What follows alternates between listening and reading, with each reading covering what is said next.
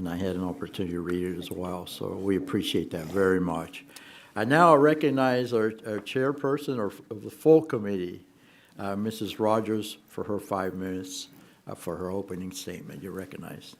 Thank you, Mr. Chairman, and thank you for your dedication to the issue of name, likeness, name, image, likeness. I know this. Name, image, likeness. I know it's close to your heart to ensure college athletes have every chance to succeed professionally and academically. We're fortunate to have a few former college athletes on this committee, and I know it's an issue that's close to their hearts as well.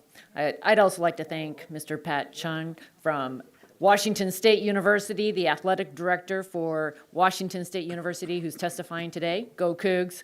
He's been a leader on this issue, his work at WSU and various roles with the NCAA. Just appreciate your insights. The Supreme Court blew the whistle on the NCAA in 2021 as it unanimously ruled it could no longer prohibit college athletes from receiving compensation for their NIL. The ruling could not have been clearer. The NCAA was overly restrictive in its prohibition of athletes profiting from their NIL.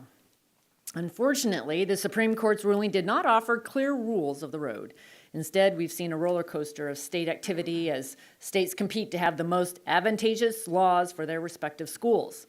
For example, Alabama enacted an NIL law to provide guardrails and quickly had to repeal it within a year over concerns more restrictive laws could put them in a competitive disadvantage in recruiting versus other states. Not unlike other challenging issues before this committee, the patchwork of state laws is confusing for athletes, schools, and conferences alike. It's unreasonable to expect student athletes to balance their studies with navigating a maze of complex and conflicting laws. They are put in a potentially devastating position of running afoul of rules they would need a law firm to provide counsel on. Without a clear and consistent set of rules in place, the entire ecosystem is disrupted and important elements of the educational experience are decimated. Non-revenue generating sports that help athletes get into and through a college degree program are being hurt. Advances, thanks to Title IX, will be reversed if there aren't consistent rules to benefit women's sports. As Chairman Bilirakis shared, small schools' athletic programs will be eliminated as they are unable to compete in such a complex system of rules and incentives. While some sports in the highest level are profitable, most student athletes compete in sports that would not have a good return on investment.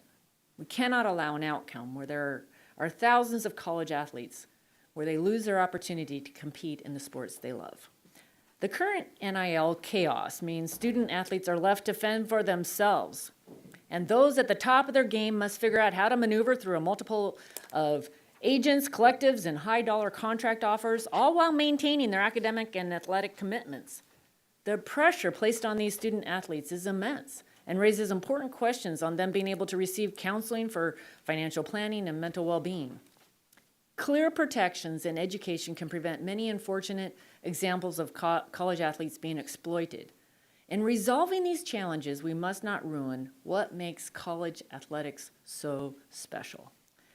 NIL is a long overdue. It means a supplemental income for student athletes across the country. The recent changes in NCAA NIL policy recognize what has always been true. These collegiate athletes are more than just athletes. They are small business owners, podcasters, and entrepreneurs. We must give them clear guidelines for how they explore and nurture these talents. We must also establish clear national rules so amateur athletes have every chance to succeed in life and sports. Every one of us takes great pride in the universities and colleges in our home states. We all want our student athletes to be successful, both on and off the field. Again, thank you to the witnesses for appearing before us today, as your input will help guide us in legislating a set of rules that works for everyone. I yield back. Thank you, Madam Chair. I appreciate it very much. And before